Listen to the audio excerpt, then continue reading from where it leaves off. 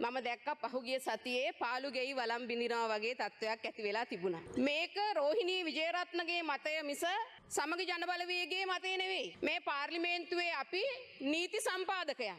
මේ නීති සම්පාදනය කරනකොට අපිට ගැටලුවක් මතුවෙනවා නම් අපිට ඒකට සංවාදයක් තියෙන්න ඕනේ. සංවාදයක් තිබිලා ඒක නිවැරදි මගකට ගන්න පුළුවන් වුණොත් තමයි ප්‍රශස්ත යෝජනාවක් බිමට යන්නේ. විශේෂයෙන්ම මම මේක කියන්න ඕනේ මගේ නිවස වටේ ඉන්නේ වතු ප්‍රජාව. මගේ ගෙදර ඉස්සරහට එනකොට කබරගල ඉඳන් පිටකන්ද ඇල්කඩුව වැවිලි සමාගම, මගේ ගෙදර වටේ අනිත් පැත්ත රාජ්‍ය වැවිලි සමාගම, වැවිලි සංස්ථාවේ ඉඩම් ටික, මේ වතු ශ්‍රමිකයෝ අපි සහෝදරයෝ වගේ ජීවත් වෙන වෙලාවක පරිසරයක් තුල මට මොලේ අමාරුවක් නැහැ වතු ශ්‍රමිකයාට දෙන දීමනාව වැඩි කරනවට විරුද්ධ වෙන්න. මම මගේ අත් දෙකම උස්සනවා. මේක නීත්‍යානුකූලව දෙන්න පුළුවන් ක්‍රමයක් තියෙනවා නම් අපි ඒක හදන්න ඕනි.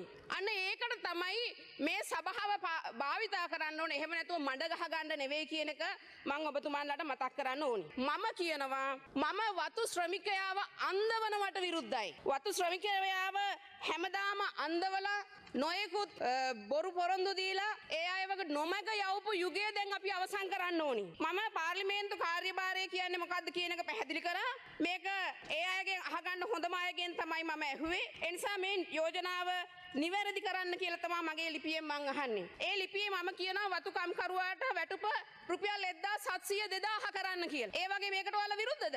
ඒ වගේම මම අහනවා පුද්ගලික සමාගම් 22ක තෝරාගත් දින 55 ඉක්මවා වැඩ කරන ශ්‍රමිකයන්ට පමණක් නෙවෙයි. එහෙම ඉන්නවා නම් ඉන්නේ මුරකාරයයි කෝකියයි ෆැක්ටරි එකේ වැඩ කරන කීප දෙනයි විතරයි. එහෙම දින 25ක්. දින 25ක් වැඩ කරන ශ්‍රමිකයා විතරක් නෙවෙයි අනික් අයටත් ඕනේ. කුඩා හා මධ්‍ය පරිමාණ වතු මේ රටේ ආර්ථිකයේ 75ක් තේ ආර්ථිකයට දායකත්වයේ දෙන අය. එතකොට ඒ අයව මේකෙන් අයින් කරන්න එපා. ඒ අයටත් ගෙවන්න කියලා. ඒක වැරදිද? මේ ගෙවීම 2024 අංක 44 දන්න රාජ්‍ය මූල්‍ය කළමනාකරන පනතට එකගද නැතද කියලා තමයි මම මේක ඇහුවේ. නීතිපතිතුමා කියනවා ඒ පනත තමයි උත්තරීතර කියලා.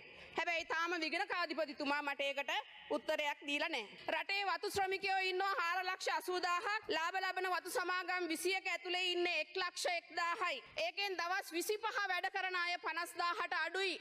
20,000ක් විතර. අපි 20,000යි කියලා හිතුවොත් 4,60,000කට මේක හම්බ වෙන්නේ නැහැ. එහෙමනම් මන්ද පෝෂණය තියෙනවා. වහලේ සිදුරු වෙලා වැස්සට තහඩුව යටින් වතුර වැටෙනවා.